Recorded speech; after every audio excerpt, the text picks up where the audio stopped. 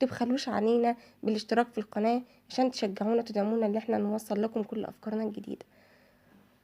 نبدأ بعد الصلاة والسلام على رسول الله صلى الله عليه وسلم. ازاي زي ما انتوا شايفينها كده، بعد ما غسلناها كويس ونشفناها كويس، تبقى متأكدة ان هي ناشفة كويس جدا، بدل ما تبقى في الازايز بتاعة الخل كده موجودة في الازازة بتاعتها. الاحسن ان انتي تفرغيها في قلب الازايز ديت، هتوفر معاكي وهتبقى جميلة. مش اللي انتي تفتحي الازازة تتكب منك على طول كلها، تلاقي كمية كبيرة اكتر من اللي انتي عاملة حسابك اللي انتي تستخدميها. زي ما انتوا شايفين كده معايا، انا فرغتها بالمنظر ده. وحتى الازازه لو بقى منها حبه ما يخلص كمليها عليها زي ما انتوا شايفين كده. برضو تاني فكره معانا الزيت، برضو بعد ما غسلناها كويس وكده، انا سايبه البلاستيك عليها بحيث ان انا اميزها عن ازازه الخل. او ممكن تعملي عليها ستيكر تكتبي عليها بدل ما تسيبيه عليها الاستيكر بتاعها كده. المهم بعد ما غسلتها كويس وتبقى ناشفه تماما، فرغت فيها الزيت كده زي ما انتوا شايفين معايا بالمنظر ده. هتوفر معاكم كتير جدا جدا يا بنات، وتخلي انت مش غصب عنك اللي انت جايه اللي انت تفرغي الزيت، مش اللي هو يقع منك كله وبتحط كميه قليله وما تكتريش ولا اي حاجه، لو انت مش حابه يعني ان انت تزودي في معيار الزيت.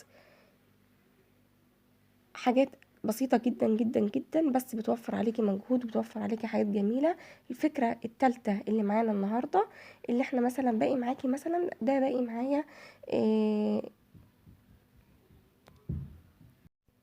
باقي معايا العدس بالجبه مثلا كميه صغيره، مثلا باقي معاكي اي بواقي اكل بدل اللي انتي تحطيها في علبه كبيره ولا حاجه. عارفين علب الايس كريم اللي بتيجي دي، انا بدل ما ترميها بتغسليها برضو وتنشفيها بالغطا بتاعها، وتحطي الكميه اللي باقيه منك لو كميه صغيره، بدل اكياس منظرها مبقاش لطيف خالص، في الفريزر وقت انتي تحتاجيه بدل ما يبوظ منك. الفكرة الرابعة اللي معانا، واحنا عندنا الخيار، عايزين اللي هو ما يتبلش مننا. الخيار ده بقاله اكتر من اسبوع والله عندي في التلاجة، بحطه في العلبة دي زي ما انتوا شايفين، كان بيبقى فيها اي طعام جاهز بجيبه بدل ما ارميها بستغلها. ده الجديد، الخيار الجديد في العلبة التانية. انا بوريكم الفرق ما بينهم هما الاتنين. انا بقول لكم بسرعة عشان مش عايزة اطول عليكم الفيديو.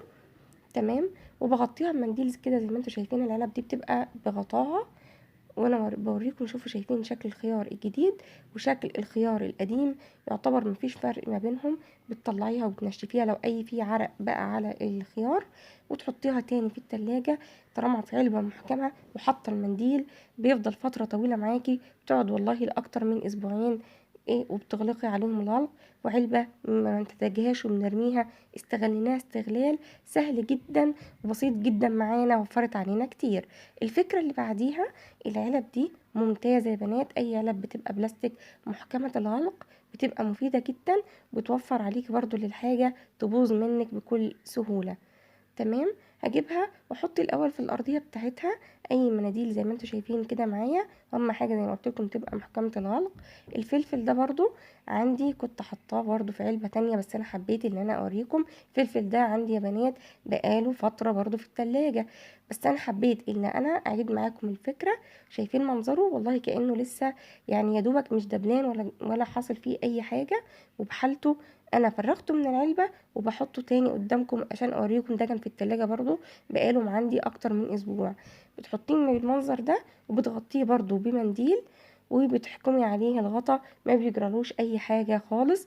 ولو فتحتيه ولقيتي اللي هو فيه يعني مية بسيطة، بتمسحيه تاني وترجعي تحطيه تاني خالص معاك. زي ما انتوا شايفين بيبقى بالمنظر ده.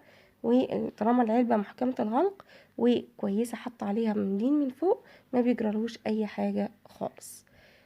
تمام يا بنات. فكرة بسيطة جدا وهتوفر معانا بدل ما كل شوية الأكل يبوظ منك أو الخضروات تبوظ منك. حاجات بسيطة جدا والله بتفرق. ولو عجبتك انزلي تحت حط لنا لايك جميل زيك. ولو عجبكم الأفكار دي قولوا لي يا بنات، أنا أعمل لكم منها أفكار كتيرة. عندنا مثلا فتحنا الشعرية مع المنظر ده مثلا، وخلاص أنا أخدت منها حبة. لو انت حطيتيه في قلب الضلفه هتبقى تقع. المشبك ده بقى عندي عظمه للحاجات دي تماما، ممتاز. المشبك ده كنز عندي. المشابك دي بحطها بقفل بيها عشان ما تقعش مني في قلب الضلفه، وطبعا مخصصه لها زي ما انا كنت قايله لكم قبل كده. ارجعوا الفيديوهات القديمه منظمات بحط فيها الحاجات دي او البواقي دي.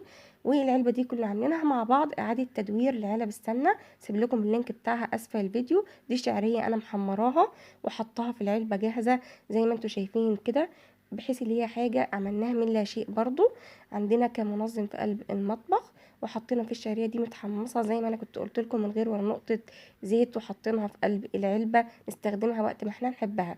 الفكره اللي بعد كده عندنا بقى الشفشق الزجاج ده، او اي برطمان عندك زجاجي يكون كبير.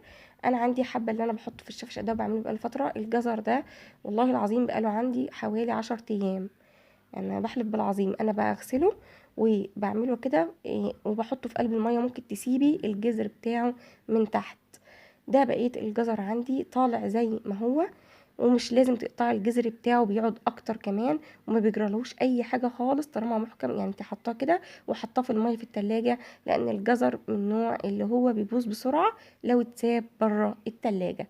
فكره جميله، واعتمدوها واعملوها وقولوا لي فعلا تجربتكم في الكومنتس تحت. ممكن برضو اللي انتوا تستخدموا فيها العلبة دي، كنت احيانا بحطها فيها وبعملها محكمة الغلق برضو، بحطها فيها لما بتكون الكمية اكبر عندي من حجم الشفشق. اخر فكرة بقى معانا، اللي احنا لو انت عندك شفشق وعايزة ان انت تغسليه ومش عندك الفرشة بتاعة الغسيل بتاعة الحاجات دي، او بمعنى اصح ما بتقدرش اللي هي تغسلها كويس بالظبط كده زي ما انتوا شايفين معانا، هنيجي كده ونعملها بالمنظر ده ونحط عليها السلك. تمام، بالمنظر ده وهقدر اوصل لكل الشفشق. ولو عجبكم الافكار اللي معانا النهارده، ما تنسوش تدعمونا بلايك واشتراك في القناه فضلا وليس امرا. ربنا يجزيكم كل خير، وقولوا لي تحبوا النوع ده من الافكار ان نعمل لكم منه كتير ولا لا. مع السلامه، فيديو جديد وابتكار جديد في قناتكم عيش وابتكر في رعايه الله.